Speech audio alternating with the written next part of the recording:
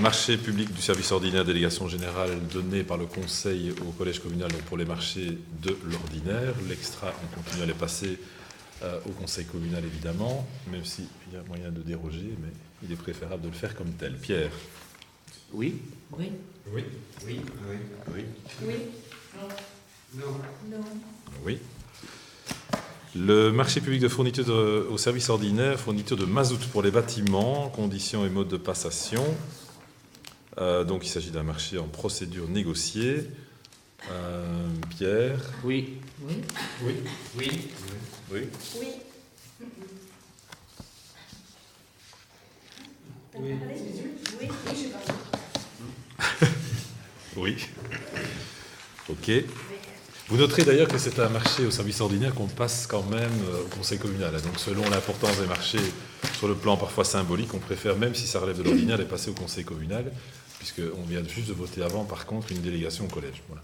Pour vous dire que ce n'est pas un outil qu'on va utiliser systématiquement, mais voilà, ça c'est typiquement le cas Le où... montant minimum, maximum. Non, tout ce qui est de l'extra, on pourrait ne pas le passer. Oui, mais Voilà. dans l'ordinaire. Ici, non.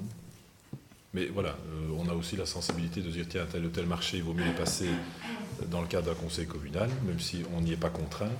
C'est ce qu'on fait ici.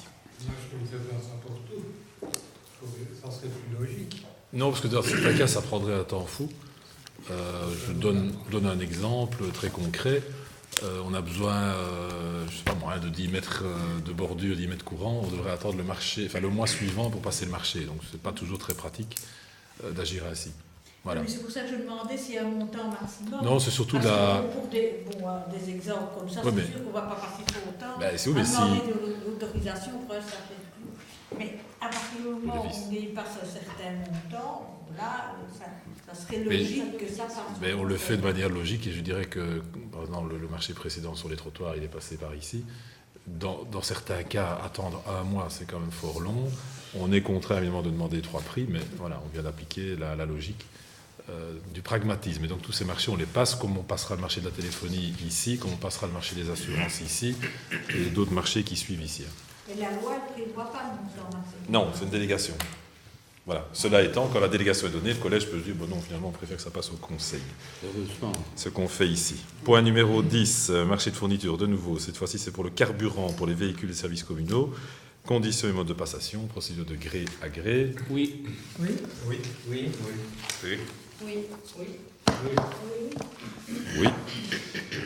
Le marché public de fourniture de services ordinaires, indication de l'implantation des constructions nouvelles sur le territoire de la commune. Conditions et modes de passation, c'est un marché également gré à gré.